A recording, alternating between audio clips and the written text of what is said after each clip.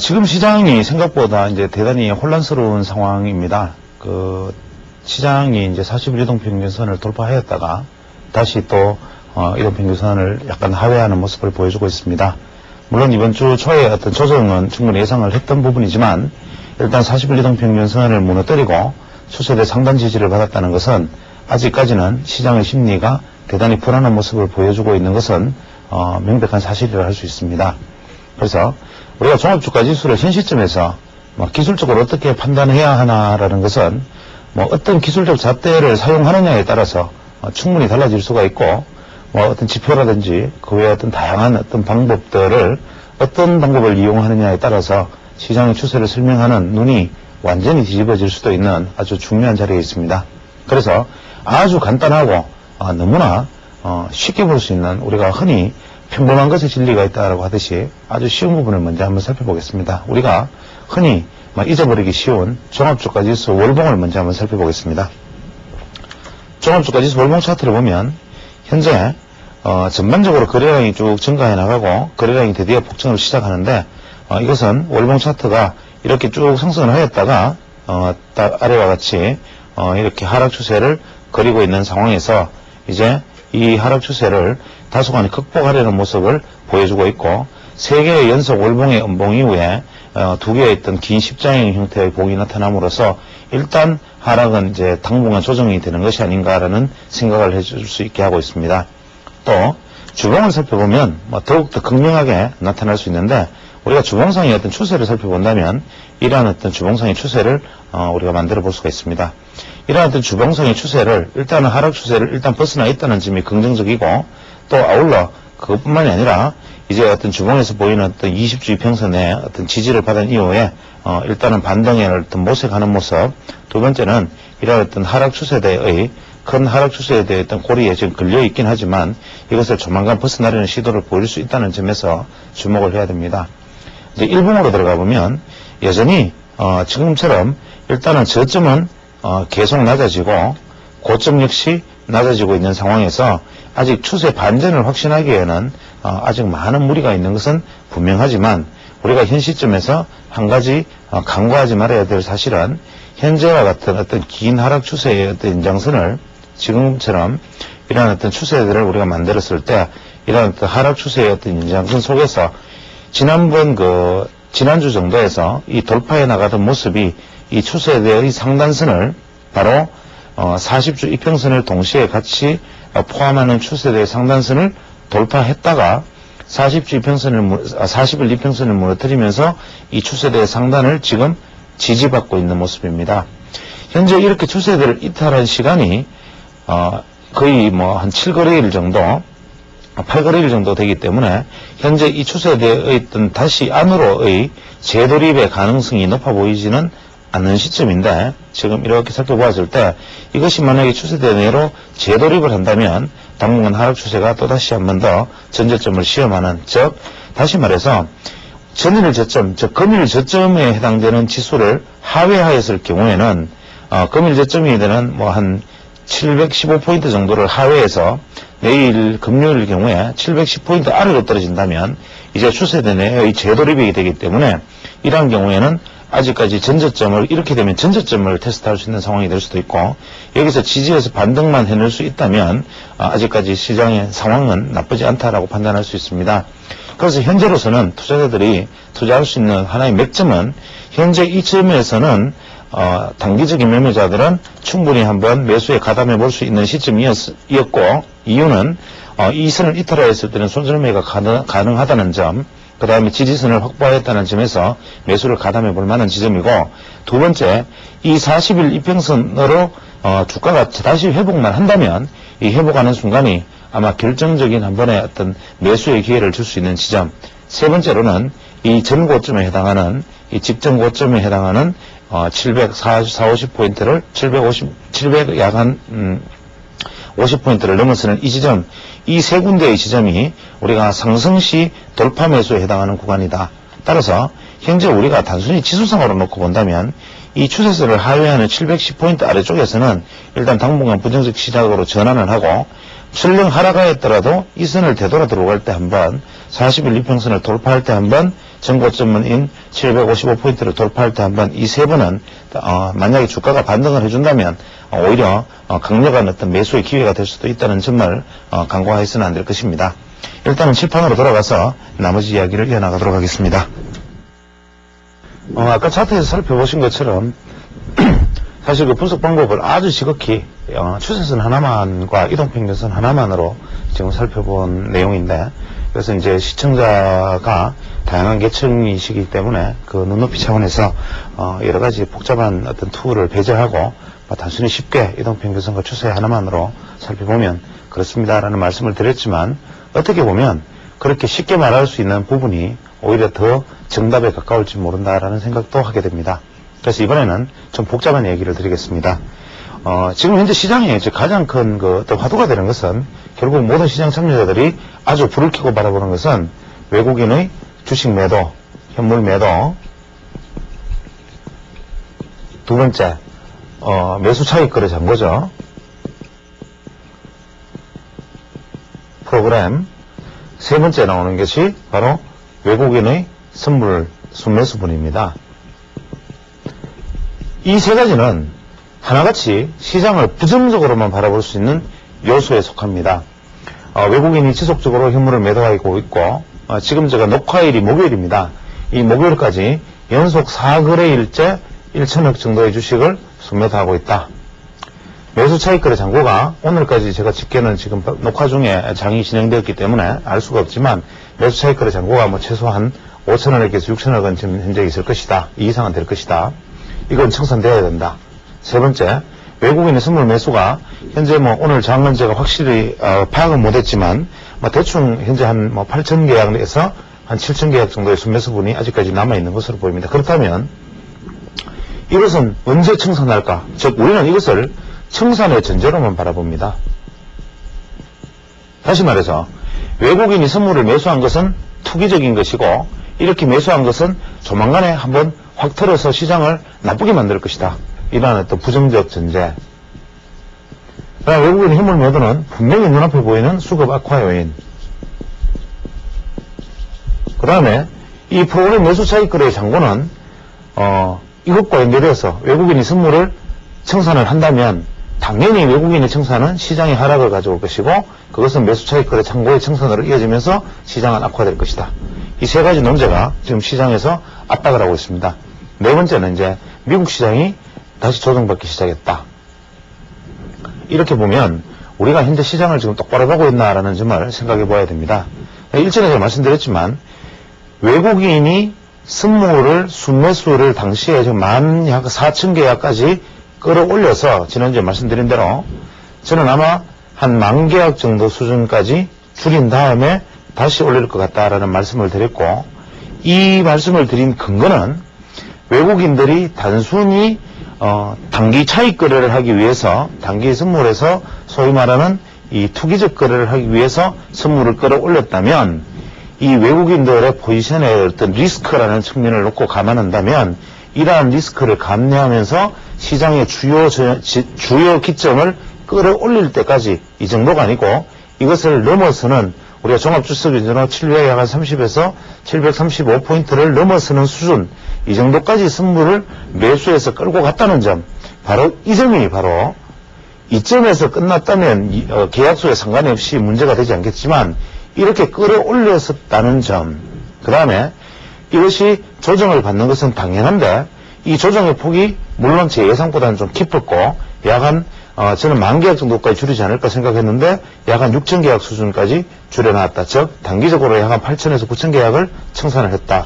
이것은 제가 5,000계약 청산을 할 것이라고 생각한 것보다 다소 많긴 하지만 어쨌거나 이것을 청산한 건데, 지난번에 말씀드렸던 투자 심리의 입장에서 바라보면 외국인은 탱크처럼 밀고 올라가서 현재 벽과 철조망을 무너뜨린 다음 이 구덩이 앞에서 현재 멈춰 섰을 때 보병들이 어떻게 가담을 하느냐, 즉 개인들이 이때 그 이외의 주체들이 어떻게 움직이느냐를 테스트하고, 만약에 보병들이 나서주지 않으면 탱크는 철수를 하겠지만 보병들이 나서준다면 그 다음에 발판을 깔아서 이제는 같이 가는 동행 국면이 발생할 수 있다. 이러한 말씀을 드렸는데, 여전히 역시 외국인들은 이렇게 지금 줄인 다음에 다시 끌어올려서 또 9천 계약을 넘겼다가 뭐 오늘 제가 아까 전장까지 1,000얼마, 지금은 1,600 계약 판 걸로 알고 있습니다만은 어쨌거나 현 시점에서도 아직 매수 포지션을 안고 가는 것은 역시 외국인들이 일거에 9천 계약을 매도하였음에도 불구하고 시장의 하반 경직성은 뚜렷했다. 즉 다시 말한다면 외국인들이 탱크가 밀어 올린 자리를 다음에 이것을 관망할 시기에 충분한 새로운 매수 주체들이 일단 등장해 주었다는 힘은 테스트를 했다. 그렇다면 어떤 결정적 계기가 주어진다면 이제 다시 비추경하는 힘으로 치고 나갈 수 있는 가능성이 있다라고 판단을 하고 있는 것이죠. 이것이 시장의 어떤 다른 어떤 악재적 단기적 악재 요인과 맞물려서 청산 전략으로 넘어갈 수는 있다 하더라도 최소한 한 주체가 리스크 한도가 약 15,000계약 정도로 보이는데 이 리스크 한도를 거의 극대치로 안을 수 있는 상황에서 단기 차익 거래를, 단기 투기 거래를 한다는 것은 사실상 우리가 생각하는 것 이상으로 쉽지 않다는 점에서 이러한 점들은 현재 외국인 주체들, 특히 선물 파생 투자자들은 일단은 현재 이 시점 중요한 저항선들을 한번 넘겨서 비록 떨어졌지만 돌파해 나갈 수 있지 않겠나라는 기대를 선물 시장에 반영하고 있는 것이라고 봐야 됩니다. 즉 이것은 단기적인 선물 수익을 내기 위한 행동이 아니라 실제로 시장이 그렇게 가지 않는다 하더라도 이 파생 거래자들은 일단은 시장을 한번 되돌려 볼 수 있는 포인트에 도달을 했다. 한번 시도해보자라고 생각하는 긍정적인 마인드를 실제로 가졌었다는 것이죠. 그래서 지금 역시도 우리가 외국인의 어떤 선물 매수 매도에 일희일비하는 이 현상 자체가 얼마나 바람직하지 않는가 하는 것은 본강의 시간에 말씀을 드리도록 하고 심지어는 뭐 지난 화요일 날 다시 외국인이 선물 매도를 했을 때 뭐 시장에서는 외국인이 손절매했다, 뭐 어떻게 이렇게 외국인 평균 매수 단가가 얼마인데 얼마 떨어졌기 때문에 손절매를 막 하기 시작했기 때문에 이렇게 됐다, 뭐 가전 분석들이 나왔지만 사실은 이 포지션을 놓고 보았을 때 이것은 손절매 수준은 아니고 시장을 테스트하고 일단은 시장이 고점을 끌어올린 상황에서 직접적으로 다른 주체들이 개입을 하지 않기 때문에 리스크 포지션을 축소했다는 개념으로, 즉 이 정도로 돌파시켜 놓고 이 정도로 리스크 포지션을 지금 축소했다는 개념으로 바라봐야 하지만 아직도 여전히 공격적으로 돌파해낼 수 있는 가능성이 높다라고 판단하고 있는 것이죠. 그래서 우리는 시장에서 모든 것을 부정적으로 보기 시작하면 그 부정적인 관에서 벗어나지 못하고 긍정적으로 생각하기 시작하면 그 긍정적인 관에서 벗어나지 못하는 습관들을 일단 버리고 현재 시장의 추세와 방향이 어떻게 되든 간에 현재 어떤 파생 시장에서의 흐름은 그러하다라고 생각하면 됩니다. 두 번째, 우리가 매수 차익 거래 잔고가 현재 제가 오늘 집계를 알 수가 없습니다. 그래서 약 일단 5천억이라고 우리가 집계를 하죠. 이것보다는 훨씬 많습니다만 가정을 했다 하더라도 시장 베이시스가 대충 이게 거의 대부분이 언제 들어왔느냐 하면 시장 베이시스가 제로일 때, 또 시장 베이시스가 마이너스 1일 때 마이너스 0.1 혹은 플러스 0.1 수준에서 들어온 게 거의 반 정도 물량인데 지난 화요일과 오늘 같은 경우에 시장이 거의 마이너스 0.2포인트를 넘어서는 정도 혹은 마이너스 0.3포인트 수준까지의 배고데이지를 일시적으로 계속 만들었음에도 불구하고 청산 물량이 생각보다 그렇게 많지 않았다는 점을 감안한다면 의외로 이 매수 차익 거래 잔고 청산의 가능성이 그리 높지 않다. 즉 단기적으로 들어온 물량은 중간중간에 이미 다 청산이 되었고 그 위에 베이시스가 다소 확장되었을 때 들어왔던 물량이 오히려 많기 때문에 이 베이시스가 확장되었을 때 들어왔던 이 물량들의 청산은 앞으로 시간이 좀 걸릴 것이다. 즉 이게 너무 지나친 투기적인 물량은 아니다. 이렇게 판단할 수가 있습니다.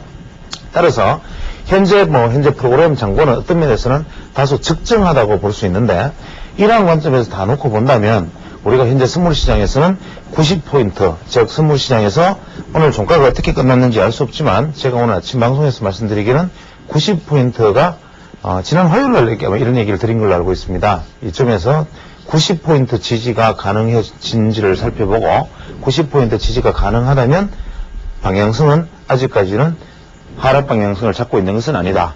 그 다음에 또 한 가지는 현재 옵션 메이저들이 특히 증권사를 중심으로 한 옵션 메이저들이 지금 시기 정도 되면 이 옵션의 프리미엄이 급격히 감소가 되는 시기이기 때문에 강력한 매도 전략을 구사해야 함에도 불구하고 아직까지도 다분히 이 변동성을 기대하는, 즉 아직까지도 양매수 전략을 구사하는 주체들이 상당히 눈에 보인다는 점, 이러한 점들은 현재와 같은 어떤 중요 변곡점에 도달했을 때 시장이 급등락에 대한 기대를 메이저들이 지금 하고 있다는 점. 그래서 시장이 만약에 하락했을 때 지지부진하게 하락하거나 지지부진하게 뭐 기간 조정을 보일 것이라기보다는 오히려 급등락의 모습을 보일 것이라는 기대를 지금 많이 옵션 메이저들은 하고 있다는 점. 이러한 점들이 만약에 맞물려서 제가 지금 같은 경우에는 오히려 710포인트를 하회한다면 일단 당분간 보수적인 전략으로 들어서는 어떤 결정적인 라인이라고 빨리 판단을 하고, 만약에 돌파해 나간다면 설령 밑으로 하락했다가도 되돌아가는 시점, 즉 735포인트를 되돌아가는 시점은 이번에는 오히려 한번 기회를 삼아야 되지 않나라는 생각도 해보게 됩니다. 그래서 시장의 방향성을 지금으로서는 예측하기는 어렵지만 이러한 전반적인 흐름들이 우리가 일반적으로 알고 있는 것들처럼 부정적이지 않다는 점, 즉 제가 직전에 말씀드렸지만 40일 이동평균선을 기준으로 주가가 위에 있으면 심리적으로 굉장히 상승 쪽에 시장이 이어질 것 같고, 이 아래쪽에 내려가 있으면 왠지 시장이 더 나빠질 것 같은 이 불안한 어떤 우리 시장이 길들여져 있는 40일 이동평균선을 기준으로 지금 밑에 내려가 있기 때문에 이것이 회복되는가 여부를 살피면서 회복되는 순간을 돌파 매수의 순간으로 삼아 나가는 것이 바람직한 전략이 아닌가 생각을 합니다. 종목별로는 어떠한 생각들을 가질 수 있느냐라는 것은 차후에 차차 얘기하기로 하고, 오늘은 뭐 일단 본 강의 투자 심리학 강의를 계속 이어나가도록 하겠습니다. 지금 그 사적 고지를 한 가지 말씀을 드린다면, 이제 이 강좌를 늦어도 9월 말까지는 마무리 지을 생각입니다. 지난 그 해 시작을 해서 이미 1년을 넘긴 상황이기 때문에 제 원래 어떤 계획이나 의중과는 달리 이제 한 9월 말 안에 이것을 일단 마무리 짓고자 하는 생각입니다. 지금 원래는 제가 처음에 이 강좌를 기획할 때는 제 생각은 이랬습니다. 처음에는 우리가 원론에 대해서 이야기하고 정말 주식시장이 과연 무엇인가, 정말 무엇인가에 대해서 한번 생각해 보기로 하자. 두 번째로는 우리가 기법 문제 중에서도 어떤 이치에 관련된 문제를 한번 생각해 보았으면 좋겠다. 예를 들면 파동론, 각도론, 추세론, 이러한 부분들. 세 번째로는 수급에 관한 문제를 같이 한번 논의해 봐야 된다. 예를 들면 거래량이라든지, 그 다음에 각종 어떤 지표 분석, 그 다음에 4번에는 시스템에 관련된 문제. 예를 들면 다양한 어떤 매매 기법, 즉 단순한 어떤 테크니컬한 부분들, 그 외에 각종 우리가 활용할 수 있는 어떤 차트 툴이라든지 이러한 부분을 한번 생각해 보겠다. 다섯 번째로는 우리가 이제 투자 심리라는 부분에서 한번 접근해 보겠다. 원래는 제가 이런 생각을 가지고 있었습니다. 그런데 진행을 하면서 하나씩 문제가 붙인 것은 이 원론 부분에 대해서는 이 방송 매체의 속성상 사실은 제가 가장 큰 비중을 두고 있는 부분임에도 불구하고 방송 매체의 속성상 이러한 부분을 길게 끌어갈 수 없다는 점, 그래서 이 부분에 대해서 미흡했던 데 대해서 가장 제 스스로도 아쉽게 생각합니다. 이런 원론 부분이 가장 중요함에도 불구하고 이것을 마무리 짓지 못했다. 두 번째 파동 부분과 추세 부분도, 이 파동과 추세라는 부분을 제가 강좌를 하면서 가장 어려웠던 부분은 무엇이냐면 이 눈높이를 맞추기가 어려웠다는 점입니다. 이 부분에서 시청자 지금까지 보셨던 분들이 양해를 제가 구하고자 합니다. 사실 이 파동과 추세라는 부분은 만약에 깊게 들어가면 정말 대단히 아주 총명한, 한참 이제 공부에 익숙하신 20대 후반에서나 따라올 수 있는 정도의 어떤 지나치게 난해한 강의가 될 수가 있고, 또 이것을 너무 쉽게 설명하자면 또 내용이 상투적인 부분이 될 수 있기 때문에 이 중간의 접점을 찾기가 대단히 어려웠습니다. 그래서 저는 알려진 어떤 파동 이동도 중요하지만 이 파동에서 우리가 생각해 보아야 될 점은 무엇인가라는 부분에 주안점을 두고 말씀을 드렸는데, 이 부분에 대해서도 제 욕심에 비해서는 30%도 다 못하지 않았나. 이게 만약에 어떤 대상자가 똑같은 대상, 예를 들어서 대학생 10명, 그 외에 30대 10명, 그 다음에 주식 투자를 오래 하신 분들 또 몇 명 이렇게 나누었다면 그 안에서 집중적으로 충분히 토론될 수 있는 부분이지만 이럴 수밖에 없었던 점.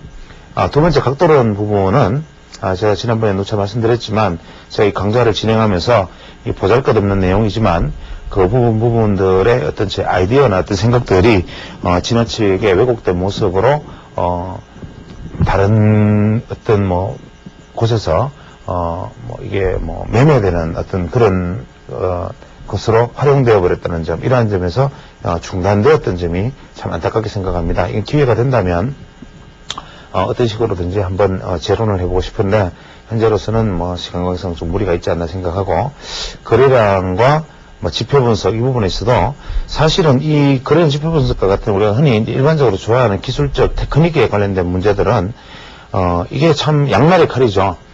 이것은 잘 다루면 그럴듯한 아주 좋은 투자 기법이 되지만 지나치게 맹신하면은 굉장히 바람직하지 못한 어떤 그런 것으로 갈 수 있고, 해서 실제로 제가 여기서 뭐 어떤 지표라든지 어떤 이런 것들은 뭐 RSI, 뭐 스타캐스틱 같은 것들의 어떤 개론만 이야기하고 사실은 이 부분은 그냥 접어두었죠.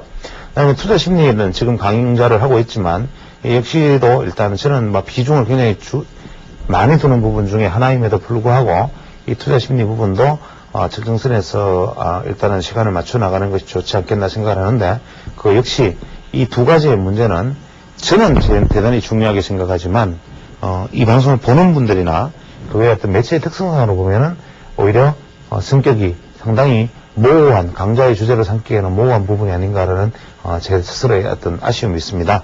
이렇게 말씀드리고 보니까 무엇 하나 제대로 지금 건지어서 무엇 하나 제대로 마무리한 게 없는 상황이 되어버렸는데, 긴 시간이 이제 길다면 길고 짧으면 짧은 시간 동안 이것을 계속 해오면서 미진했던 부분을 뭐 언젠가 나중에 미래의 시간이 된다면 그때는 제가 이제 그 강좌의 어떤 계획을 세워서 깊이 있게 새로 한번 다뤄볼 수 있는 그런 계기를 만들어 볼까 하는 생각도 하게 됩니다. 뭐 잘 아시겠지만 저는 이제 제가 다른 중요한 제 업이 있는 사람이기 때문에 사실은 방송 강좌를 진행하면서도 충분히 준비를 하지 못하고 막 그 순간순간에 준비된 어떤 생각들만으로 강의를 이끌어가고, 또 뭐 번번한 자료 하나 없이 그냥 제 머리에 들은 이야기들로 끌어가면서 혹시나 소홀했던 점이 있지 않나 참 아쉬움이 많이 남습니다. 그렇지만 그런 부분에 대해서 너그러이 이해해 주시고, 또 어떤 그런 부분들에 대해서 이제 기회가 된다면 뭐 신다시 쓰는 기술적 분석도 좋고, 뭐 다시 쓰는 기술적 분석도 좋고, 그때는 한번 정말 제대로 다뤄볼 수 있는 어떤 그런 여건이 되는 날을 한번 기다려 보겠습니다. 오늘 이제 오늘 이제 이끌어 나갈 이야기는 역시 이제 투자 심리학에 관련된 내용이죠. 지난 시간까지 제가 했던 게 이제 인지 이론이라면, 이번에는 이제 인지 부조화에 대한 이야기입니다. 이것은 우리가 일반적으로 만약에 투자 심리라는 것을 끌어들인다면, 즉 이러한 심리학적 이론을 투자 심리학이라는 입장으로 만약에 끌어들인다면, 이것은 이제 상반사고 이론으로 말을 정리할 수가 있습니다. 상반사고 이론의 대가는 우리가 이제 두 사람을 흔히 꼽을 수가 있는데, 지난번에도 소개한 적이 있지만 험프리 네일과 그 다음에 잭 슈웨거, 이 두 사람을 우리 상반사고 이론의 어떤 대가로 꼽을 수가 있습니다. 특히 험프리 네일이 쓴 책,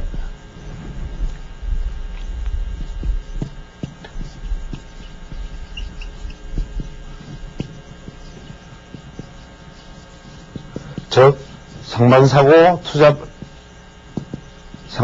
투자의 기법이라는 책과, 두 번째 잭 슈웨거가 쓴 책 마켓 위저드, 뭐 시장의 뭐 마술사들, 이 사람들에 대한 부제로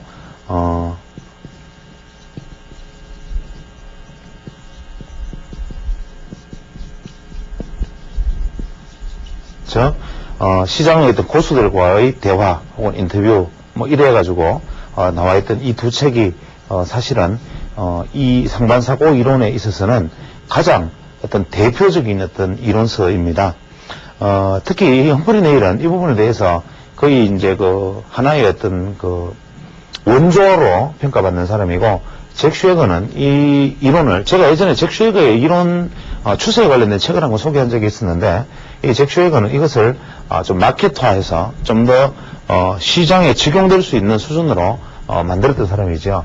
또 거기에 아울러서 이제 세 번째로 이러한 대중심리, 군중심리를 투자에 접목한 사람이 나오는데, 이 이것은 제가 잠깐 자리를 옮겨서 말씀드리면, 제가 책을 한번 소개하겠습니다. Trading with Crowd Psychology, 즉, 칼 길스만이라는 사람이 쓴 책인데, 이 책이 보통 우리가 그 대중심리, 즉, 투자심리학의 어떤, 요 근래에 들어서 가장 추천할 만한 원전에 가까운 책입니다. 그래서 이런 그 책들, 이런 그, 칼 길스만의 대중심리 투자.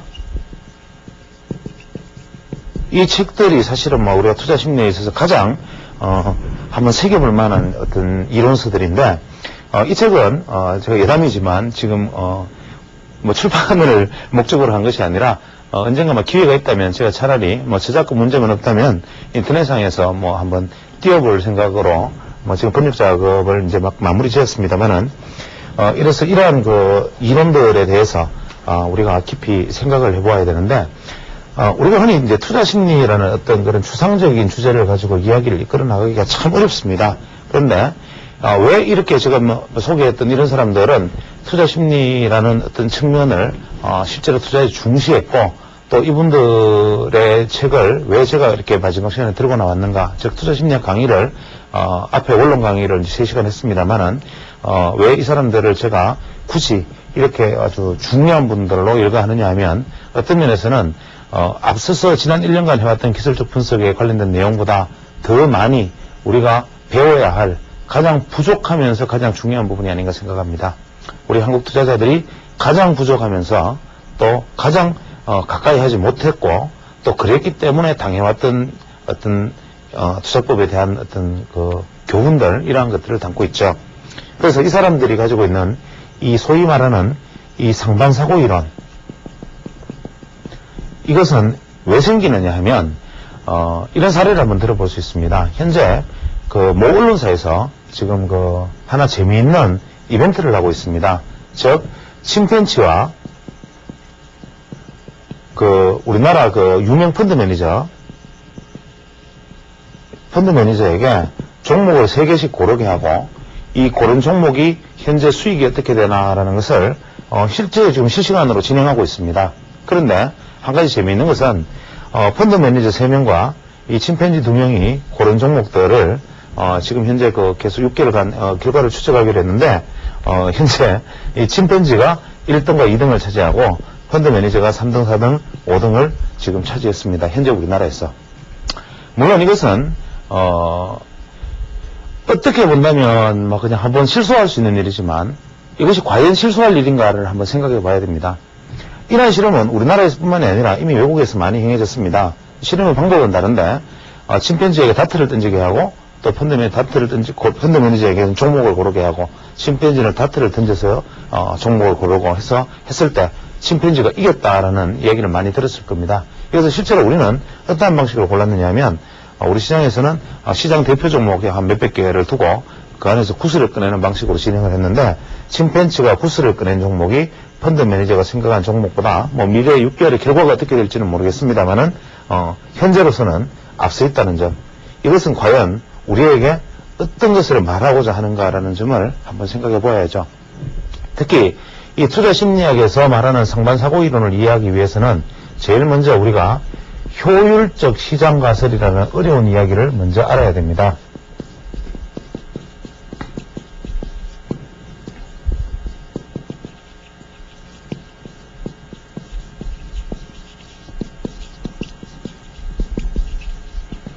이 효율적 시장 가설이라는 것은 뭐냐면, 우리가 보통 시장을 주식시장이 움직이는 것이 어떻게 움직이는가라는 것을 추론하는 모든 어떤 이론과 과정 속에서 주식시장은 지멋대로 움직인다.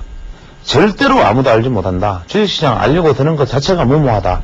그래서 자기 멋대로 간다라는 랜덤워크 이론, 이 랜덤워크 이론과 그 다음에 주식시장이라는 것은 그 현재가 바로 모든 정보를 담고 있기 때문에 이 주식시장이라는 것은, 현재 주가라는 것은 이미 일어날 일에 대한 모든 정보와 그것들에 반영될 수 있는 시장의 어떤 모든 정보가 한꺼번에 모두가 담겨져 있기 때문에 현재의 주가가 적정 주가이고, 이 주가가 어떻게 가는지 역시 알 수 없다라는 이러한 가설, 즉 효율적 시장 가설이라는 게 있습니다. 이 효율적 시장 가설은 원래는 세 가지로 나눕니다. 즉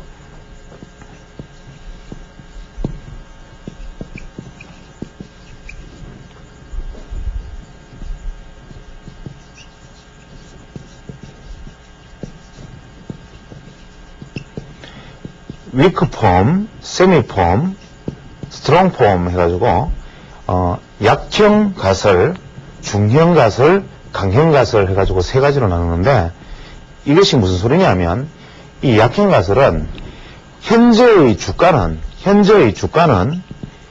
과거의 궤적과 과거의 실적과 그 주식에 관련된 모든 과거의 정보가 다 담겨져 있기 때문에 과거의 주가에서 현재의 주가를 예측하려고 드는 그 행위는 무의미하다라는 가설입니다. 즉 현재의 주가는 이미 지나온 주식의 모든 정보를 다 안고 있기 때문에 현재의 주가를 아는 것 그 자체로서 과거의 모든 흔적은 담겨 있기 때문에 과거 정보는 필요 없다. 즉 다시 말하면 기술적 분석이라는 그 자체의 존재를 부정해버립니다. 두 번째, 세미폼 가설의 세미폼 하이포시스는 뭐냐면 과거의 궤적과 앞으로 반영될 실적이나 이 자료들이 여기에 발표될, 즉 시장에 공개된 모든 정보들이 다 이미 주가에 담고 있기 때문에 이 주가라는 것은 과거의 궤적도 필요 없고 이미 내 손에 들어와 있던 모든 정보는 다 소용이 없고 단 하나 공개되지 않은 정보를 가지고 있는 내부자 정도만이 겨우 수익을 거둘 수 있다는 가설입니다. 세 번째, 스트롱폼 하이포시스, 즉 강형 가설은 뭐냐면 주가는 과거의 궤적 플러스 공개된 정보 플러스 미공개된 정보까지도 실제로는 내부자가 아는 그조차도 그 기업이 어떤 실적이 좋아져야 나중에 무슨 재료가 생기니까 이러한 어떤 혹은 나빠지면 이러한 악재가 생기니까 내부자만이 알 수 있는 그 정보마저도 주식시장에 포함되어 있다. 그래서 이 1번이든 2번이든 3번이든 어떠한 경우든 간에 결국 주가는 이 강형, 즉 현재의 주가가 모든 것을 담고 있다는 이 가설로 움직이는 것이 맞는가 아닌가 알기 위한 실험입니다. 시간 관계상 일단 이 정도에서 마무리 짓고 다음 시간에 계속 이어서 진행하도록 하겠습니다.